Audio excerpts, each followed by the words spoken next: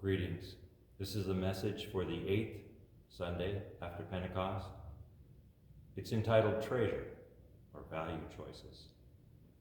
It was originally given on July 26, 2020. Grace, peace, and mercy. Amen. Today, we are going to take verse 52 of our gospel lesson quite literally. It says, "And Jesus said to them, Therefore every scribe who has been trained for the kingdom of heaven is like a master of a house who brings out of his treasure what is new and what is old." Brings out of his treasure what is new and what is old. So today I need us to get ready, because your scribe, that's me, who has been trained for the kingdom of heaven, is bringing out treasure. Bringing out the treasure that God has given to us. Our first item, it's from the Deuteronomy reading. It says, "For you are a chosen, you are a people holy to the Lord your God. The Lord your God has chosen you to be a people for his treasured possession out of all the peoples who are on the face of the earth."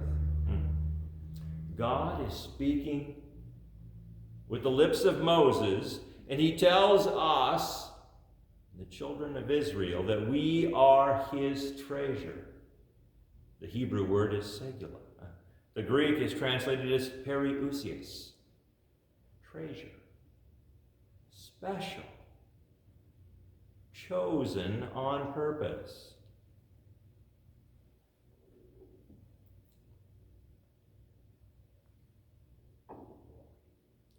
Now, sin, death, and the devil relentlessly remind us that we are worthless sinners. And in these trying times that we're in right now, it seems like sin and death and the devil are even more loud than they have ever been before. And as they cry out to us, saying, "You're a sinner, you're a sinner," we say, "That's true. That's true. We are sinners." And yet, God chose to die for his special treasure. God chose to die for his special treasure. Our next item of treasure comes from our psalm. And it says, "As the mountains surround Jerusalem, so the Lord surrounds his people from this time forth and forevermore."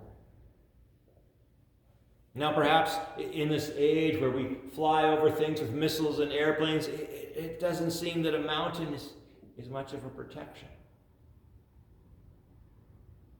And yet we hear God is telling us that even the mighty mountains answer his call. And he says that forevermore he will protect his people, you and I. He will protect us forevermore.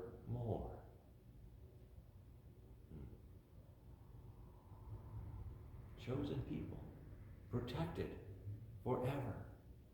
Now, just a little aside, 1,000 generations, we heard that today, right? The Lord is faithful to his people for 1,000 generations. How long is 1,000 generations? Now, I'm not sure that I could lay it down for certain and tell you exactly. I know that Pastor Alex, on his YouTube channel, Biblical Buffet, he has one answer in the video that he did for Deuteronomy 7.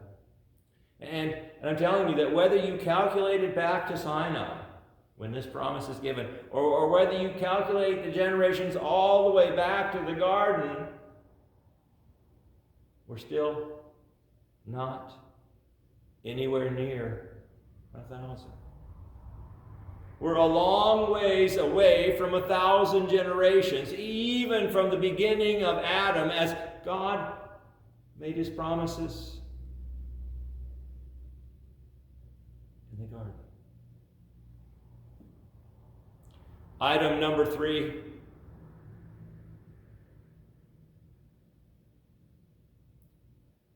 Romans 8, Paul says, "What then shall we say to these things? If God is for us, who can be against us?" And maybe you ask, what things? What are the things that we need to say to? Well, it's just that. If God is for us, who can be against us? If God is for us, what supernatural power, what calamity, what problem, what distress can be against us? See, we are chosen. We've been chosen from before time. That's this treasure. We are special. Not just because we're chosen, but because we have a special purpose. We are treasured. We are treasured by God because of the value that He places upon us. We are on purpose. We have been predestined. We have been called. We have this great power. Because God is for us, we are uncondemnable and inseparable. Inseparable from Christ's love. And that's a lot of value. That's priceless.